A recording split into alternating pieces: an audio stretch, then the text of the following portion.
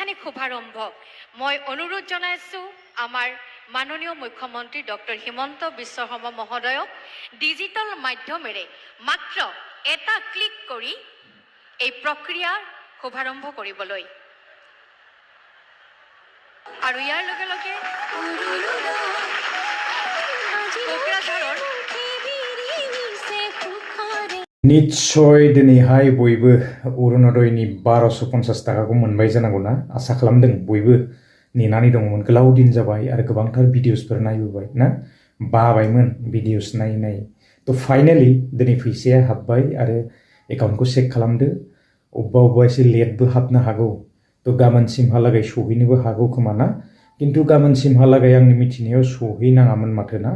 Direct माने डिबिडि fund transfer खालामनायाहाय फैसाया माने फ्राय लोगो लोगो हाबनाय बायदियानो जाखायो ग्रामीण बेंकफोरावहाय एसे आपडेट्स जानायाव टाइम लायो नामा बेबायदि आरो ना किसुमान बेंकफोरावथ' थाबैनो लोगो लोगो हाबखायो बेबायदि आरो थेवबो बयबो मोनजोब्बाय जानांगौ निस्सय आसा खालामदों नाथाय जोङो माखासे खायफा सोरनाबा माने बेबायदि थालांनायखौबो जोङो मिथिनो मोन्दों दा नामानो फैयाखै सोरनाबा बेबायदि अबस्था जानानै दं दा जेन हक बयबो मोनजोबगोनखौ आसा खालामदों बाखि फैबाय थानाय दिनावहाय ना दा जोङो दिनैहाय मिटिंनि गेजेरजों मामाया फोसावलांनायखौबो जोङो मिथिनो मोनखाबाय दिनै बिटिसि बा बिटिआरआवहाय 4 लाखनिबो सायाव ना बेबायदि अरुणोदयनि रांफोर जोङो दिनै मोननायखौ मिथिनो मोन्दों जिहेतु बिटिसिना बन्द जानानै दङमोन 1.0 निफ्राय लानानै 2.0 3.0 दिनैनि दिनाव गासैबो माने हाबजोब्बाय आरो बेवहाय बेबायदि बाखि गैला आरोना नाथाय खायफा गाबोनसिम सहैलाय लांगोन नामाथाय दा बेखौ बारा मोजां मिथिला आरोना तो सोनाया सोहरखाबाय नाथाय बेंकफोराव एसे टाइम लायोबो जानांगौ निस्सय दा जियानो हक जोङो जोबोद मोजां दिनै आपडेट्स मोननो हादों जेरावनाखि मामाया फोसावनानै गालांदों ना फैबाय थानाय 1 तारिख जानुवारिनि तो बे एसे माने कनफिउज जादों आरोना मा तफा लानानै फैदों मामायाहाय गिदिर मोनसे तफा लानानै फैदों जाहैदों तो आइजोफोरनि थाखाय बिखेखके बे तफायाव जों एसे कनफिउजआ बेखौनो जादों माने फैसाखौसो डाइरेक्ट सोनानै होगोन ना माबा मोनसे गिफ्ट्स लानानै फैदों तो एसे कनफिउज जादों ना अरुणोदयनि फैसायासो एसे बारायगोन ना एकाउन्टआव डाइरेक्ट फैसाखौ सोनानै होगोन तो एसे गोसोआव सोंलु जादों आरोना सिगाङावबो माने बुंबोखानाय जोङो खोनानो मोन्दोंमोन 3100 नि सायावबो थांनो हागौ हदनावबो एसे जोङो खोनानो मोन्दोंमोन मामानिफ्राय ना दा बेबो जानो हागौ आरो नङाब्ला मडेल कड अफ कन्डाक्टआ जुदि नाङोब्ला फैसाखौ माने सोनो हाया तो बिनिखायनो खनसेयावनो फैसाखौहाय बेबायदिनो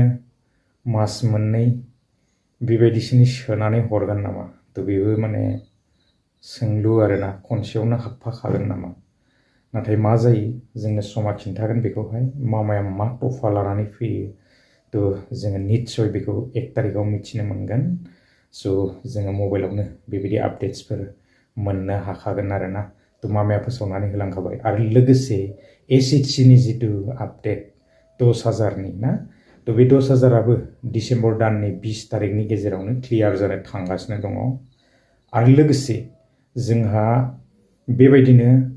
100 थाखायावनो दा दालि सेनि संख्रि बेबायदि जोङो मोननो थांगासिनो बा आवगोलाव मोनखादोंमोन साननैसो सिगाङावबो तो बेवहाय एसे माने दामा बारा जाहैदों 170 थाखा बेबायदि नाथाय दा फैयै 100 थाखायावनो मोननो थांगासिनो दं जाहैदों ना जोबोद मोजां आपडेट निस्सय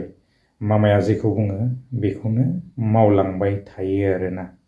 तो बेबायदिनो आरो गोबांथार आसनि फैगासिनो दङ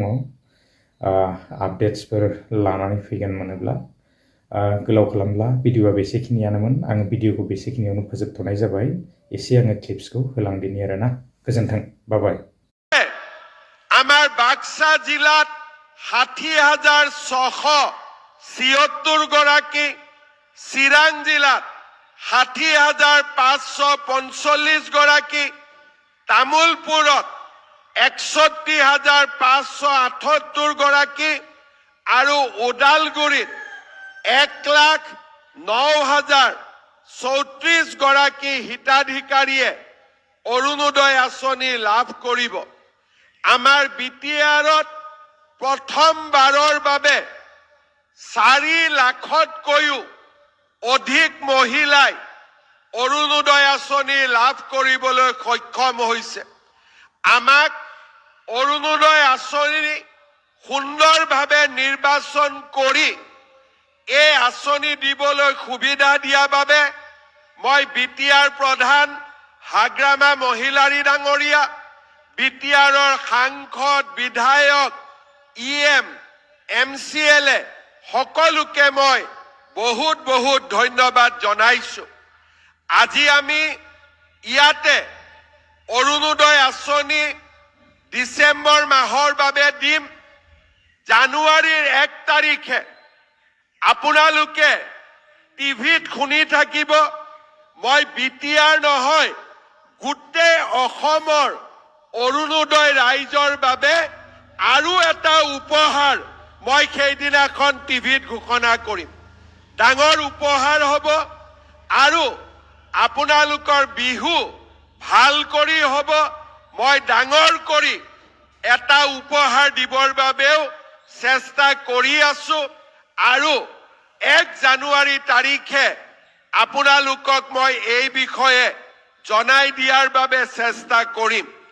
এতিয়া আপোনালোকে 117 টকাত 1 কেজি দালি পায়, 1 কেজি চেনি পায়, 1 কেজি নিমখ পায়। কিনিছেনে নাই আপোনালোকে? কোনে কোনে কিনিছে হাত দাঙক। বাপৰে, ইয়াততো সকলোৱে কিনিছে। এটা কথা মোক উত্তৰ দিয়ক, দালিৰ কোৱালিটিটো ভাল নে বেয়া? অলপ ডাঙৰ কৰি ক'ব লাগিব, ভাল নে বেয়া? চেনিৰ কোৱালিটিটো ভাল নে বেয়া? নিমখৰ কোৱালিটিটো ভাল নে বেয়া? কিন্তু 117 টকাত আমি 1 কেজি দালি পাওঁ, 1 কেজি চেনি পাওঁ, 1 কেজি নিমখ পাওঁ। কিন্তু ৰেচনৰ দোকানী আমাক 3 টকাটো ঘূৰাই নিদিয়ে, 120 টকা ল'লে, হয় নে নহয়? সেইকাৰণে 1 জানুৱাৰীৰ পৰা আমি আপোনালোকক 100 টকাতে 1 কেজি দালি দিম,